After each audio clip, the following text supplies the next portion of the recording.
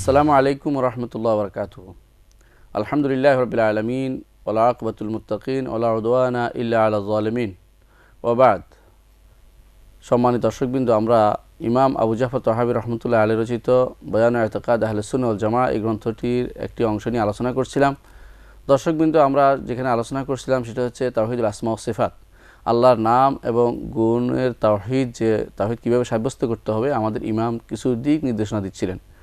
তিনি দিক নির্দেশনা দিতে গিয়ে বলেছিলেন, এক জায়গায় তিনি বলেছেন যে ফাইন রব্বানা জাল্লা আলা মৌসুফুম বিসিফাতিল ওয়াহদানিয়া মানউতুম বিনউতুল ফারদানিয়া লাইসা ফি মানাহু আহাদুন মিনাল বারিয়া। আল্লাহ তাআলা তিনি গুণান্বিত, জাল্লা ও আলা দুইটা শব্দ ব্যবহার করেছেন। তিনি জাল্লা অর্থ মহান সম্মানিত, আলা অর্থ তিনি সর্বোচ্চ উপরে। আল্লাহ তাআলা যে উপরে, এই উপরে সাব্যস্ত করাটা উলুল্লাহ আলা খালকিহি গুরুত্বপূর্ণ জিনিস। যে আল্লাহ তাআলা কোথায় সেটা এই প্রশ্ন অনেকের মনেই ঘুরে, কিন্তু তিনি সেটা সঠিক উত্তর দিতে পারেন না। অনেকে বলে থাকেন আল্লাহ সর্বত্র বিরাজমান। যারা এই জাতীয় কথা বলে তারা শিরকের মধ্যে লিপ্ত, কারণ এটা আল্লাহ তাআলার গুণের সাথে বেমানান। কারণ আল্লাহ তাআলার গুণ হচ্ছে তিনি সব কিছুর উপরে। এই জন্য তিনি বলেছেন যে ওয়াহুল আলিয়ুল আযীম, তিনি মহান এবং সব কিছুর উপরে। কোরআনে কারিমে আরও বলেছেন আল্লাহ তাআলা সাব্বিহ ইসমা রব্বিকাল আলা, যে রব ওই যে রব তিনি সর্বোচ্চ, যে রব সেই রবের জন্য তাসবিহ পাঠ করতে আল্লাহ তাআলা আমাদেরকে নির্দেশ দিয়েছেন। আল্লাহ তাআলা আরও বলেছেন ফাসাব্বিহ বিসমি রব্বিকাল আযীম, তাসবিহ পাঠ করতে বলেছেন। আল্লাহ তাআলা অন্য জায়গায় বলেছেন হুয়াল আউয়ালু ওয়াল আখিরু ওয়াজ যাহিরু ওয়াল বাতিন, যাহির অর্থ হচ্ছে যিনি সব কিছুর উপরে। তো আমরা গত পর্বে দুটি গুরুত্বপূর্ণ গুণের আলোচনা করেছিলাম, যে আল্লাহ তাআলা তার গুণগুলো প্রাচীন এবং সব দিক থেকে সর্বপ্রাচীন, আর সেই গুণগুলো অনন্ত এবং কখনো শেষ হবে না। সেই গুণগুলো তিনি আগে থেকে সেগুলো গুণান্বিত। আজকে আমরা আলোচনা করতে চাই যে আল্লাহ তাআলা তার গুণগুলো কখনো বান্দার কোনো গুণের সাথে মিলবে না এবং সম্পূর্ণরূপে আলাদা প্রকৃতির সেই গুণগুলো। তিনি বলতেছেন আমাদের ইমাম যে আল্লাহ তাআলা নাফিয়ান ও ইসবাতান, যেগুলো সাব্যস্ত করেছে আর যেগুলো অস্বীকার করেছে সবগুলোই আল্লাহ তাআলার জন্য বিশেষভাবে সাব্যস্ত। সেগুলো বান্দার কোনো গুণের সাথে সেগুলো কোনো মিল থাকবে না। এগুলো সম্পর্কে তিনি বলেছেন মৌসুফুম বিসিফাতিল ওয়াহদানিয়া, একক গুণে গুণান্বিত, যে একক গুণে গুণান্বিত, এগুলোর সাথে কারো কোনো সামঞ্জস্য মিলবে না, কোনো রকমের কোনো সামঞ্জস্য আসবে না। যেন এই কথাটি তিনি নিয়েছেন আল্লাহ তাআলার বাণী কুল আল্লাহু আহাদ, আহাদ শব্দ থেকে তিনি নিয়েছেন যে আল্লাহ তাআলা একক গুণে গুণান্বিত। এই গুণের সাথে আল্লাহ তাআলার এই গুণের সাথে বান্দার কোনোভাবে কোনো রকমের কোনো মিল কোনোদিন থাকবে না। এরপর আমাদের ইমাম বলছেন ওয়া মানউতুন বিনউতিল ফারদানিয়া, আর তিনি ফারদানিয়া এবং ওয়াহদানিয়া একই অর্থ, অর্থাৎ একক গুণে গুণান্বিত। এখানেও তিনি দুইটা ভিন্ন শব্দ ব্যবহার করেছেন, কারণ আল্লাহ তাআলা দুটি ভিন্ন শব্দ নিয়ে এসেছেন। সূরা ইখলাসের মধ্যে আল্লাহ তাআলা বলছেন যে আল্লাহুস সামাদ লাম ইয়ালিদ ওয়া লাম ইউলাদ, আল্লাহুস সামাদ লাম ইয়ালিদ ওয়া লাম ইউলাদ, তিনি জন্ম দেননি এবং তাকেও কেউ জন্ম দেয়নি। আল্লাহুস সামাদ, তিনি অমুখাপেক্ষী এবং তিনি একক সত্তা, যে সত্তার সাথে কোনো কিছুর কোনো রকমের কোনো সামঞ্জস্য আসবে না। তো এই দুইটি জিনিস যেন নিয়েছেন আমাদের ইমাম, দুইটি কথা নিয়েছেন পরিপূর্ণভাবে সূরা ইখলাসের এই প্রথম এই 3টি আয়াত থেকে।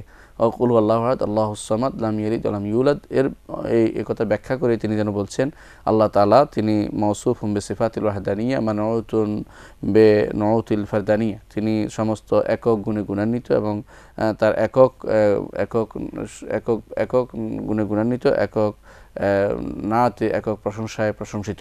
এখানে মানউত এবং মূলত নাত এবং ওয়াসফে দুইটি একই অর্থবোধক, এতে কোনো কাছাকাছি অর্থ।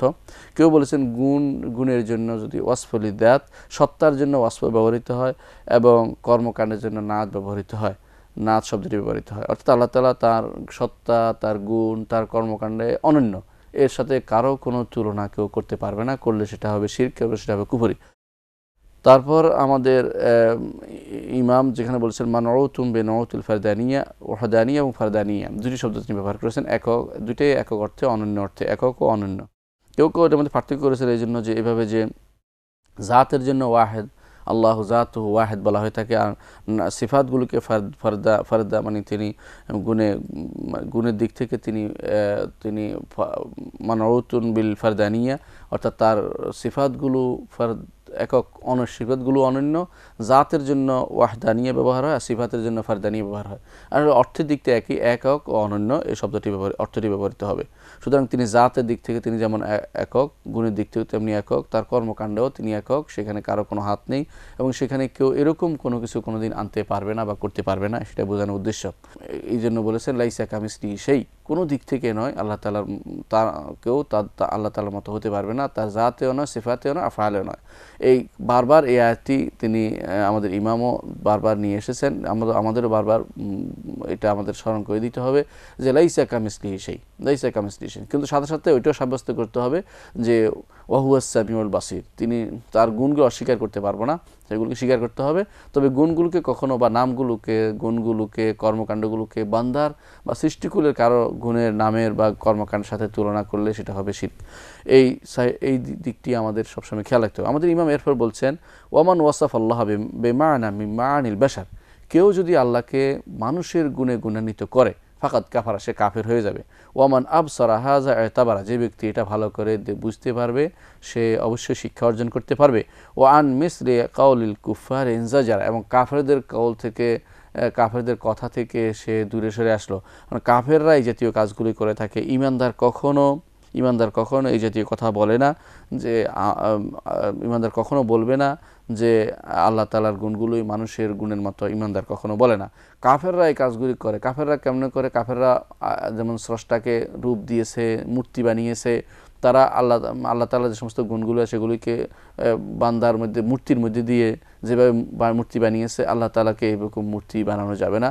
মূর্তি বানালে এটা আল্লাহ তাআলা এর থেকে মানুষকে সাবধান করেছেন। তাকাদুস সামাওয়াতু ইয়াতাফাত্তারনা মিনহু ওয়া তানশাক্কুল আরদু ওয়া তাখিরুল জিবালু হাদ্দা আন দাউ লিররহমানি ওয়ালাদা ওয়া মা ইয়ানবাগি লিররহমানি আন ইয়াত্তাখিযা ওয়ালাদা ইন কুল্লু মান ফিস সামাওয়াতি ইল্লা আতির রহমানি আবদা, যে আল্লাহ তাআলা আসমান ফেটে ফাড়ু প্রক্রম হয়, জমিন চৌচির হয়ে যাবে। আল্লাহ তাআলার ওই সময় যখন কেউ আল্লাহর জন্য বাচ্চা, সন্তান আছে এরকম বলে থাকে, কারণ সন্তান হওয়া, আল্লাহ তাআলার সন্তান হওয়া এটা মানুষের জন্য সেটা একটা ভালো গুণ, কিন্তু আল্লাহ তাআলার জন্য এটা ভালো গুণ নয়। কারণ সন্তান কেন হয়? মানুষ দুনিয়াতে চলে যাওয়ার আগে মনে রাখে যে আমার মতো করে কেউ যদি আমার কাজগুলি করে যায়, বা আমি থাকবো না, আমার কথা স্মরণ করে, বা আমার জন্য যেন দোয়া করে, ইত্যাদি ইত্যাদি। এই জন্য মানুষ সন্তান হওয়ার দরকার আছে, অথবা তার জৈবিক চাহিদা পূরণের জন্য স্ত্রীর দরকার। কিন্তু আল্লাহ তাআলার জন্য এই জাতীয় কিছু গুণাগুণ সাব্যস্ত করার অর্থ হচ্ছে তাকে মানুষের মতো নিয়ে আসা। এই জন্য মানুষ এই জাতীয় গুণাগুণ সাব্যস্ত করা যাবে না। এটাই হচ্ছে আমাদের ইমামের কল ওয়ামান ওয়াসাফ আল্লাহ বিমাআনা মিন মাআনিল বাশার ফাকাদ কাফারা, আল্লাহকে কেউ যদি কোনো মানুষের গুণে গুণান্বিত করে সে কাফের হয়ে যাবে। ওয়ামান আবসারা হাযা ইতাবারা, যে ব্যক্তি ভালোভাবে এই বিষয়টা বুঝতে পারবে সে যেন শিক্ষা অর্জন করলো। ওয়ান মিসলি কাউলিল কুফার ইনজাজারা, কাফেরদের কথা থেকে সে দূরে সরে। কাফেররা বলতো যে আল্লাহ তাআলা যে সন্তান গ্রহণ করেছেন, আল্লাহ তাআলা স্ত্রী গ্রহণ করেছেন, আল্লাহ তাআলা কন্যা আছে, ইত্যাদি কওল থেকে, ইত্যাদি কথা থেকে ফিরে আসতে পারলো। ও আলিমা আন্নাহু বিসিফাতি লাইসা কাল বাশার, যে তারা বুঝতে পারবে, যে ব্যক্তি এটা বুঝতে পারবে, যেটা বলেছেন যে মানুষের কোনো গুণ আল্লাহর আরোপ করা যাবে না, যে ব্যক্তি এটা ভালোভাবে বুঝতে পারবে, সে ভালোভাবে তার এই জ্ঞান অর্জিত হবে যে আল্লাহ তাআলার গুণগুলো কখনো মানুষের কোনো গুণের মতো নয়। অর্থাৎ একদিক থেকে তিনি দুইটা জিনিসকে তিনি অস্বীকার। একটা হলো যে আল্লাহর সাথে বান্দার সামঞ্জস্য করা যাবে না, বান্দার সাথেও আল্লাহর সামঞ্জস্য করা যাবে না। দুই দিক থেকেই তিনি নিষেধ করে দিলেন যে যদি কোনোভাবেই যদি কেউ আল্লাহকে বান্দার গুণে গুণান্বিত করে সে কাফের হয়ে যাবে। অনুরূপভাবে যদি এই গুণে গুণান্বিত না করে তাহলে সে আল্লাহকে তার সঠিক গুণে গুণান্বিত করতে পেরেছে। এই জন্য আমাদের ইমাম এরপর বলতেছেন যে ওয়ামান লাম ইয়াতাওয়াক্কান নাফিয়া ওয়াত তাশবিহ জাল্লা ওয়া লাম ইউসিবিত তানজিহ, যে ব্যক্তি নেফি আল্লাহর গুণাগুণ অস্বীকার করা থেকে বাঁচতে পারবে না, ওয়াত তাশবিহ, এবং আল্লাহর গুণাগুণ একটা হলো অস্বীকার করা, একটা হলো মত মনে করা।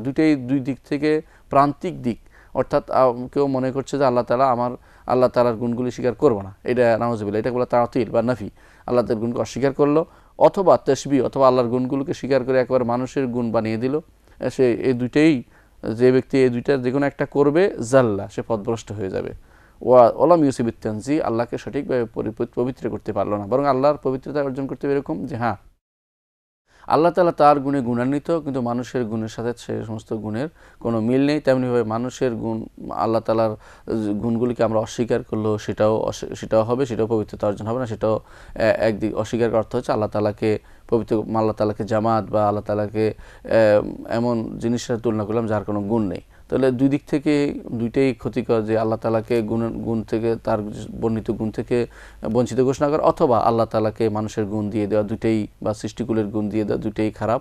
এর মাঝখানে হচ্ছে হক, সেটা হচ্ছে যে আল্লাহ তাআলার জন্য কোরআন ও সুন্নাহ যে সমস্ত গুণের সেগুলো সাব্যস্ত করব, আর মানুষের জন্য যে সমস্ত গুণ মানুষ সাব্যস্ত করে থাকে সেগুলো আল্লাহ তাআলাকে দিব না, আল্লাহ তাআলাকে সেগুলো দিব না, এবং আল্লাহ তাআলাকে কোনো জামাত বা কোনো জড় পদার্থের মতো কিছু মনে করব না যার কোনো গুণ নেই, বরং আল্লাহ তাআলাকে তার দেয়া নাম এবং গুণগুলো এবং তার দেয়া আফআলগুলোকে স্বীকৃতি দিব, এবং নামগুলোতে নাম এবং গুণের গুণান্বিত বলে স্বীকৃতি দেব। এটা হচ্ছে আহলে সুন্নাত জামাতের আকীদা। আমাদের ইমাম সেটা উল্লেখ করেছেন। মূলত কখন নাফি এবং তাশবিহ আসে আমাদের জানা দরকার। সেটা হচ্ছে যে মানুষ সাধারণত আল্লাহ তাআলার গুণকে অস্বীকার করে অথবা আল্লাহ তাআলার গুণকে মানুষের গুণের সাথে মিলিয়ে দেয়। সেটা কখন হয়? যখন তার অন্তরের ভিতরে সন্দেহ কাজ করে। মানুষের দুই ধরনের সন্দেহ মানুষের অন্তরে কাজ করে। একটি হলো মারাদান শুবহা, একটি হলো শাহওয়া। একটি হচ্ছে সন্দেহ রোগ, আরেকটা হচ্ছে মানুষের প্রবৃত্তিগত রোগ। মানুষ কখনো কোরআন কারিমে আল্লাহ তাআলা দুইটাকেই উল্লেখ করেছেন ভিন্নভাবে, যে ফালা তাখদানা বিল কাউলি ফায়াতমা আল্লাযী ফি কলবিহি মারাদ, যে হে নবী পরিবার লোকেরা, তোমরা নরম স্বরে কথা বলো না, নরম স্বরটা শুনেও যার অন্তরের মধ্যে দুর্বলতা আছে সে তোমাদের ব্যাপারে ইচ্ছা করবে খারাপ কিছু পাওয়ার ব্যাপারে। তাহলে তার এটা হলো মর্দে শাহওয়া। আরেকটি হচ্ছে ফি কুলুবিহিম মারাদুন ফাযাদাহুমুল্লাহ মারাদ, আল্লাহ বলছে তাদের অন্তরের মধ্যে রোগ রয়েছে, আল্লাহ তাদের অন্তর রোগ বাড়িয়ে দিয়েছে। এটা হচ্ছে মর্দে শুভা, তাদের অন্তরে সন্দেহ আছে, সন্দেহ বাড়িয়ে দিয়েছে। তাহলে বোঝা গেল যে দুই ধরনের রোগ মানুষের অন্তরে কাজ করে। এই দুই রোগের কারণেই মানুষ সাধারণত আল্লাহ তাআলার নামগুলোকে কেউ অস্বীকার করে, কেউ বা আল্লাহ তাআলার নামগুলোকে মানুষের আল্লাহ তাআলার নাম ও গুণগুলোকে মানুষের গুণের সাথে সামঞ্জস্যপূর্ণ মনে করে। এই দুই ধরনের জিনিস থেকে আমাদেরকে বাঁচতে হবে।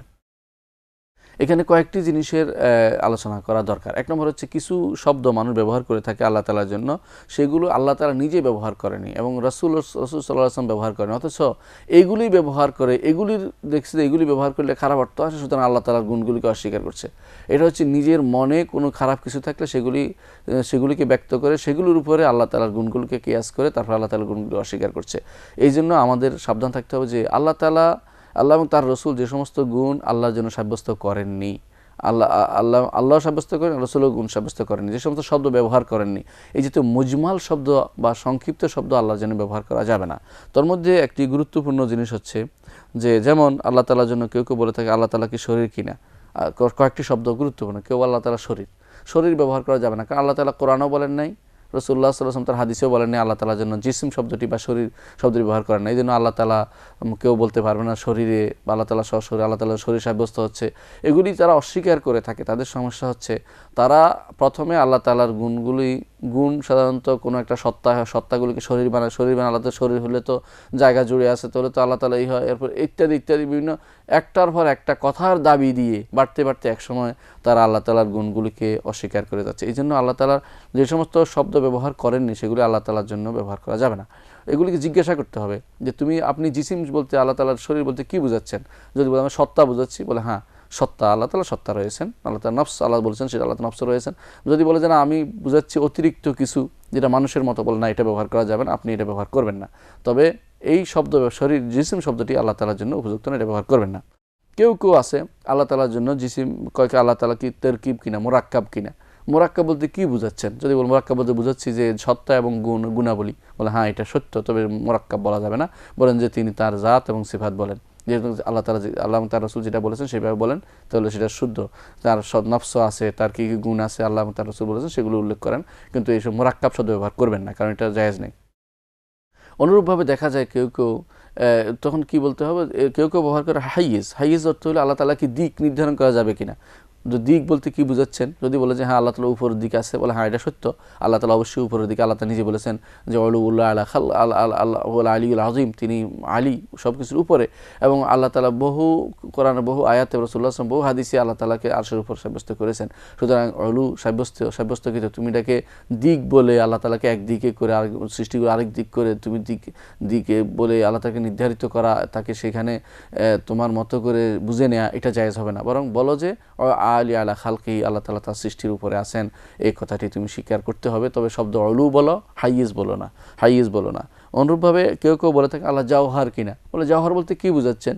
জাওহার বলতে বোঝা যায় সত্তা, বলে হ্যাঁ অবশ্যই সত্তা রয়েছে আল্লাহ তাআলার, এবং সেই নফস আল্লাহ তাআলা বলছেন ইউহাদ্দিরুকুমুল্লাহু নাফসাহু, আল্লাহ তাআলা নফস আছেন, তার সত্তা আছেন, আল্লাহ তাআলা বলেছেন। সুতরাং সত্তা বলো, কিনা তুমি নিজের পক্ষ থেকে জাওহার আরদ বলিও না, এগুলো তোমাদের আবিষ্কৃত জিনিস, এগুলো বলা যাবে না। অনুরূপভাবে কেউ আছে এই শব্দগুলোর বিপরীতে, বলে আল্লাহ কি আরদ কিনা, আল্লাহর গুণগুলোকে আরদ কিনা, বলে আল্লাহর গুণগুলোকে গুণে বলবো, আমি আরদ বলবো না।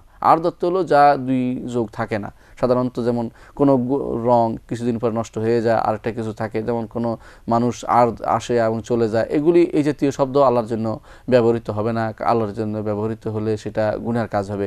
এই জন্য আহলে সুন্নাত ওয়াল জামাত সবসময় জিজ্ঞাসা করে, কেউ যদি বলে যে আল্লাহ তাআলার জন্য কি সাব্যস্ত করবো কিনা, আল্লাহ তাআলা জিসিম কিনা, বলে জিসিম বলতে কি বুঝাচ্ছেন, ইস্তেফসাল বলে এটাকে, যে তা কি বুঝাচ্ছ তুমি সেটা বলো। যদি বলে দেখা যায় মানা শুদ্ধ, বলে তোমার অর্থটা শুদ্ধ, তবে শব্দটা তোমাকে বদলাতে হবে। আর যদি দেখা যায় মানাটাই অশুদ্ধ, তুমি যা বলছো এটা আসলে শুদ্ধ নয়, তখন বলে যে তোমার অর্থ এবং শব্দ দুটোই আমরা পরিত্যাগ করলাম। এই জন্য আল্লাহ তাআলার জন্য জিসিম, হাইয়েজ, তারপরে তারকিব, তারপরে জাওহার, আরদ, এই জাতীয় শব্দগুলি কখনো ব্যবহার করা যাবে না। ব্যবহার করলে সেটা হবে হারাম শব্দের ব্যবহার, সেটা হারাম শব্দের ব্যবহার। এই জাতীয় ব্যবহার করলে অনেক সময় আল্লাহ তাআলার সাথে সামঞ্জস্যপূর্ণ নয় এমন অনেক কিছু চলে আসতে পারে। এই জন্য প্রত্যেকটি মানুষের উচিত আল্লাহ তাআলার নাম এবং গুণের ব্যাপারে সঠিক শব্দটি ব্যবহার করা। আমাদের ইমাম কয়েকটি শব্দ ব্যবহার করেছেন এখানে, সেগুলি আসলে এই জাতীয় কিছু শব্দ তিনি ব্যবহার করেছেন, সম্ভবত তিনি যেগুলি দিয়ে আহলুল কালাম থেকে রদ করার উদ্দেশ্য হিসেবে অর্থগতভাবে নিয়ে আসছেন। আমরা সেগুলির মূল অর্থের দিকে গিয়ে আমরা বলবো যে আমাদের ইমামের জন্য সেটা সবচেয়ে ভালো ছিল যদি তিনি বলতেন যে এই শব্দগুলি ঠিক নয়, তো এইগুলো শব্দগুলির অর্থ যেটা সেটা শুদ্ধ। যেমন আমাদের ইমাম বলেছেন ওয়া তাআলা আনিল হুদুদ ওয়াল গায়াতি ওয়াল আরকান ওয়াল আ'দা ওয়াল আদওয়াতি লা তাহউইল জিহাতু সিত্তু কাসাইল মুবতাদাআত। আল্লাহ তাআলা পবিত্র, তিনি তাকে কোনো সীমা নির্ধারিত করবে, অথবা তিনি তার কোনো সীমা সুনির্দিষ্ট কোনো সীমানা আছে, অথবা তার কোনো রোকন আছে, অঙ্গ আছে, তার কোনো এই জাতীয় কোনো কিছু আছে যার কোনো দিক তাকে পরিবেষ্টন করতে পারবে না, যেমন সৃষ্টিকুল দ্বারা পরিবেষ্টিত হয়। এই কথা যে শব্দ ব্যবহার করেন, যে সমস্ত শব্দ তিনি ব্যবহার করেছেন, এই শব্দগুলি আমরা অধিকাংশই বলে থাকি যে এগুলি আসলে আল্লাহর জন্য এই অর্থে সাব্যস্ত না যেগুলো তিনি ব্যবহার করেছেন, বরং তার জন্য সাব্যস্ত করবে শব্দগুলির এমন অর্থ যে শব্দগুলির অর্থ গ্রহণযোগ্য। হ্যাঁ, আল্লাহ তাআলার জন্য তোমরা যা বুঝো যে আল্লাহ তাআলার সীমা আছে কিনা, আমরা বলবো যে না, আল্লাহ তাআলার তুমি যে বুঝো সে সীমা নেই, তবে আল্লাহ তাআলা অবশ্যই তিনি আরশের উপর রয়েছেন, সেটাকে যদি সীমা বলো, আমরা বলবো যে আল্লাহ আরশের উপর আছেন, তুমি এটাকে সীমা বলো না, বরং আল্লাহ আরশের উপর আছেন বলো। অনুরূপভাবে আল্লাহ তাআলার তোমরা যে আল্লাহ তাআলার জন্য জিহাদ সাব্যস্ত করছে, বলে জিহাদ, রোকন, আদা এগুলি আমরা বলি না, আমরা সাধারণত এগুলি সিফাত বলি, যে আল্লাহ তাআলার এগুলি সিফাত। আল্লাহ তাআলার তিনি তার হাত আছে, পা আছে, আল্লাহ বলেছেন, এগুলিকে রোকন বলবো না আমরা। তুমি যেগুলি অঙ্গ বলতেছো অঙ্গ হিসেবে আমরা বলছি না, আমরা বলছি এগুলি আল্লাহ তাআলার সিফাত, আল্লাহর গুণাগুণ, সেই গুণাগুণকে আমরা স্বীকার করি, কারণ আল্লাহ নিজে স্বীকার করছেন। আমরাকে তুমি গুণ বলে, রোকন বলে, আদ বলে, অঙ্গ বলে তুমি কি অস্বীকার করছো? আল্লাহ তাআলার জন্য তুমি তুমি জারেহা বলে আল্লাহ তাআলার হাত অস্বীকার করছো, এটা করা যাবে না। আল্লাহ তাআলার হাত আছে, কীরকম হাত আমরা জানি না, তবে তার হাত অবশ্যই আল্লাহ তাআলা যেহেতু বলেছেন আছে, সেটা স্বীকার করতে হবে। তো তোমার এই শব্দ ব্যবহার করা যাবে না, রোকন ব্যবহার করা যাবে না, আউদ ব্যবহার করা যাবে না, জারেহা ব্যবহার করা যাবে না, আউদ ব্যবহার করা যাবে না, তারপরে হাইয়েজ ব্যবহার করা যাবে না, হদ ব্যবহার করা যাবে না, গায়া ব্যবহার করা যাবে না।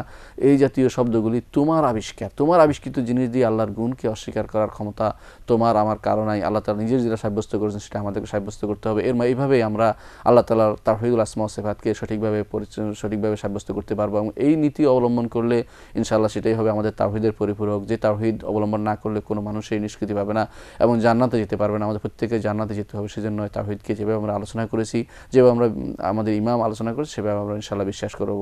আল্লাহ আমাদের তৌফিক দান করুন। আসসালামু আলাইকুম ওয়া রাহমাতুল্লাহি ওয়া বারাকাতুহু।